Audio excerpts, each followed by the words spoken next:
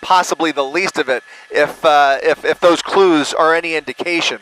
It's, again, impossible for us to tell how many people are inside this car, but you can tell just from this angle right here. Heavily tinted windows, almost looks like a limo tint. I don't know if this is if it's a, obviously a common Uber SUV type vehicle. Again, don't know who owns this vehicle, and we don't know if this is the driver's vehicle. That really is the point. If it is, then they're able to really track down more information on the driver, most specifically where he lives. That tells them a lot more and gives them a lot more ability to plan ahead. He is seeing the traffic jam up ahead that I don't want to show you just yet because I don't want to take the camera off the suspect, but there is a traffic jam ahead of him, and it looks like he might be pulling over to the right, looking for an exit opportunity as he comes up on Azusa Avenue, continuing now eastbound on the 10 freeway at Azusa Avenue over the Gore Point, not taking the exit, actually coming to a complete stop, trying to figure out, does he want to get off or does he want to get on, or is OnStar shutting the vehicle down?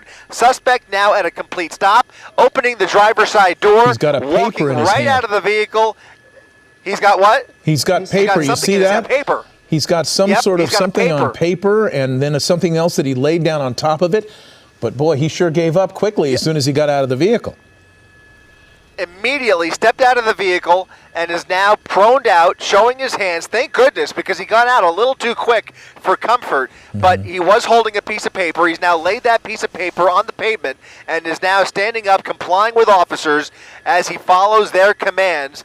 The suspect, you mentioned, Mark, how he was signaling, almost like he was trying to give these officers a hint as to where he was going. It's going to be very interesting if we ever figure out what that piece of paper says, or if in fact he's been trying to communicate something with these officers. Again, we do not know the mental state of this driver. We have no idea, but they're about to learn a lot more as he steps backwards in their direction. They will. It looks like almost looks like he's barefoot. Is he barefoot or is he wearing just light-colored shoes? Maybe, I can't tell. Okay, so the suspect's in custody. They're going to gingerly approach that vehicle and make sure the rest of the vehicle is clear. So the driver now being placed into handcuffs. That piece of paper he was holding is now in the middle of the freeway, and they are now going to approach that vehicle very carefully, assuming somebody's in there, but hopefully it's empty. We have to assume that there's somebody in there until they can prove otherwise, but that vehicle came to a very sudden stop. He was looking for an opportunity to get off, whether it was starting to slow down on him intentionally or whether he was looking to avoid that traffic jam. Hard to say, but he pulled over right at the Gore Point, and the vehicle stopped right there, just short of that sign. It looks like they're going to look right through there. They've got flashlights in the vehicle, opening up all four doors here, checking the rear of the vehicle, and it does look like this is going to be a code 4. Is anyone going for the paper? Clear.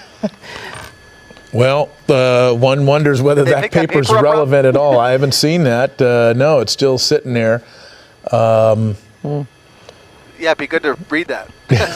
Find out what is it. Maybe there's a clue as to his intent, as to what his purpose was. But you notice, even again, I call attention to the signaling. He signaled that he was pulling over, and he did.